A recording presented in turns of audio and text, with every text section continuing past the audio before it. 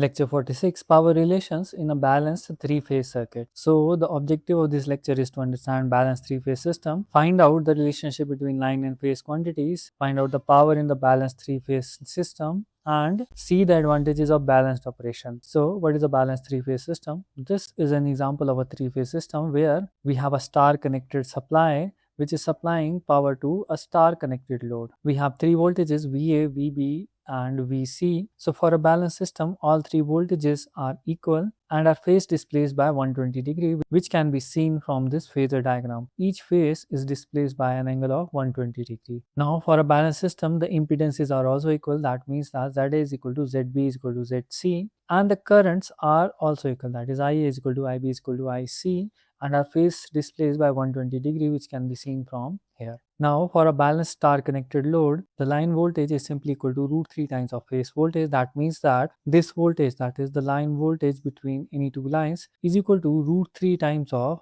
the phase voltage, which is the voltage between line and the neutral. Secondly, the phase current, that is the current flowing through any phase, is simply equal to the phase voltage divided by the impedance Z, which in this case is ZA. And finally, the line current, that is current flowing through any particular line, is simply equal to the phase current for a star connected load. And for a delta connected load, the line voltage, that is this voltage, is equal to the phase voltage, which is this voltage. Now the current through any phase is simply the phase voltage divided by the impedance of that phase, that is ZA, and the line current, that is this current flowing through any line, is equal to root 3 times of the phase current, which is the current flowing through any particular phase. Moving on to power relations, active power in case of three-phase system. So we know that for a single phase system, power is simply VI cos theta, where V and I are phase quantities. For a three-phase system, it is simply 3 times of V phase into I phase cos theta. And generally, we consider line voltage and line current, so we can convert these values into line values. So for a star connected load, we know that V phase is simply VL by root 3, I phase is equal to IL, and this is cos theta. Solving it,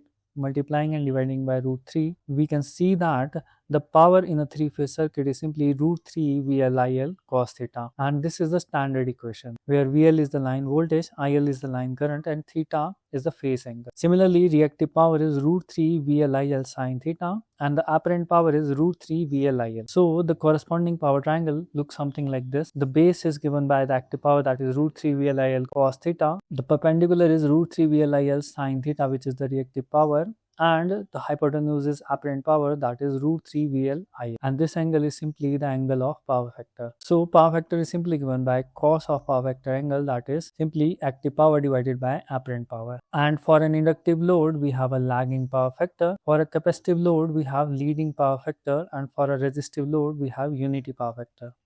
Lagging power factor means that current is lagging the voltage, and leading power factor means that current is leading the voltage. Neutral current in a balanced system. So for a star connected system, all the three currents, that is IA is equal to IB is equal to IC. So as per KCL, this current, that is I neutral, is simply equal to 0. And the advantage of balanced three-phase system is that each phase can be solved on per phase basis. So we can solve the A phase individually on per phase basis and calculate each entity per phase basis and extend the results to the three phases.